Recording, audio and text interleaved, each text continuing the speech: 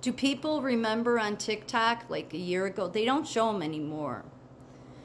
But I would often scroll across these factory workers in China that would do lives, okay? And they're so these wearable devices, do you see, like, look down here, see her wrist? See her wrist? I'll show a different picture too in a minute. So all she's doing, she's a factory worker checking these flashlights. Okay, so that's all she does all day. Okay? And these were lives. And I thought, how could TikTok, how could China be running TikTok? Because I thought they're not going to want people to see this, because these were probably the only lives I would go in, because I was like obsessed with it. Obsessed with it, not in a good way. Obsessed because I'm like, oh, this is not good at all. And I honestly think that these were being shown, and they don't show them anymore. But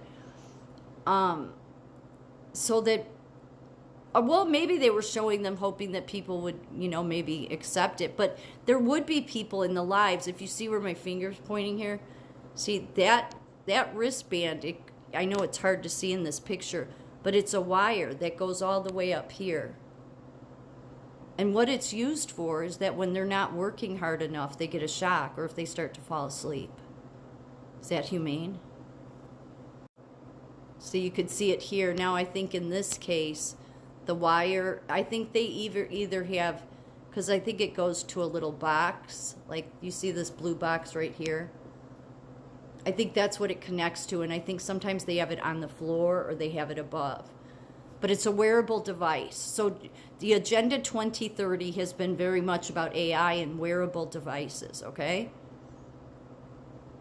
So I just was rather shocked to find this China app that everybody carried on about TikTok. The China app was literally showing how their factory workers, because people in the live were saying, what is on your wrist?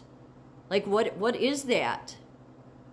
And you would see them yawning, and they were so tired, and this just, they're doing the same thing over again. She'd put these in there and then twist them back to make sure, and then she'd get a whole nother, and it's just all, this is eerie. Here's a different picture, okay? So you see the blue on her wrist right here. And in this case, I think hers, I'm going to do a zoom.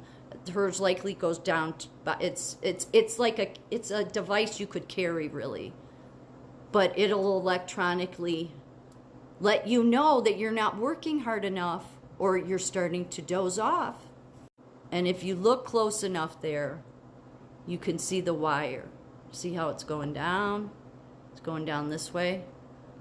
So it's a wearable device. It's part of the joys that the World Economic Forum and the globalists want to bring us with AI. And this shouldn't be a surprise, 2022.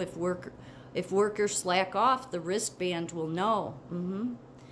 Because Amazon's already using them. And people are accepting it. It's all, because I mean, AI, it's all about your productivity, how hard you work. Yeah, I mean, we need to have the people that are willing to take, the devices, wear the wearable devices, because we want to track and make sure that we're getting our money's worth. That's how disgusting people like Jeff Bezos and many others are. And you might think that it doesn't go on here. Think again. It does. Humans and technology. This is from MIT. So it says here, the idea came about in early 2017 when the gentleman they're talking about in here was on a business trip to Sweden. Yeah, because Sweden, it's like all their people do this. A country where some people are getting subcutaneous microchips to do things like enter secure buildings or book train tickets. It's one of the very few places where chip implants, which have been around for quite a while, have taken off in some fashion. The chips he and his employees got are about the size of a very large grain of rice. They're intended to make it a little easier to do things like get into the office, log on to computers, and buy food and drinks in the company cafeteria. Like many RFID chips, they are passive, they don't have batteries, and instead get their power from an RFID reader when it requests data from the chip. McMullen's chip includes an identifying information to grant him access to the building. Here, yeah, like this. Grants him access to the building, as well as some basic medical information, for instance. They want to put your medical information in it. A year into their experiment, McMullen and a few employees say they are still using the chips regularly at work for all the activities they started out with last summer. Since then, an additional 30 employees have gotten the chips, which means that roughly 80 of the company's now 250 employees, or nearly a third, are walking, talking cyborgs.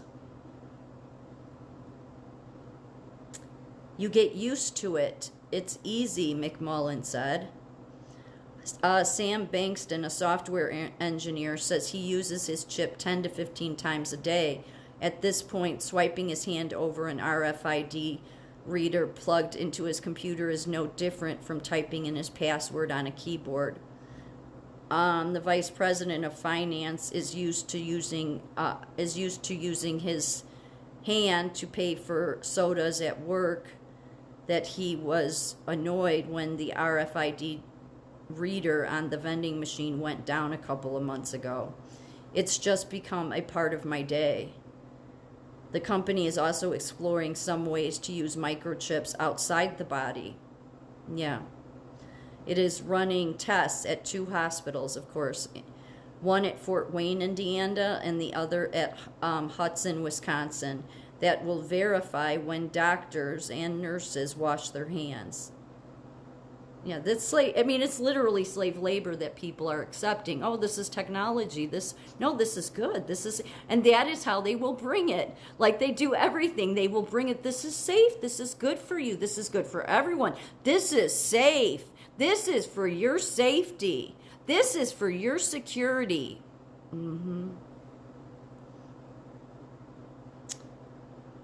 Nick Anderson, an associate professor in public health sciences at the University of California, Davis, says the privacy and security of any information stored on the chips is an obvious concern. The information gathered by readers could give lots of details about employees' comings and goings, and someone could, in theory, ping your chip with a reader to find out what's on it. You can sniff it if you're at a bus stop, he says. I don't know what it means by that.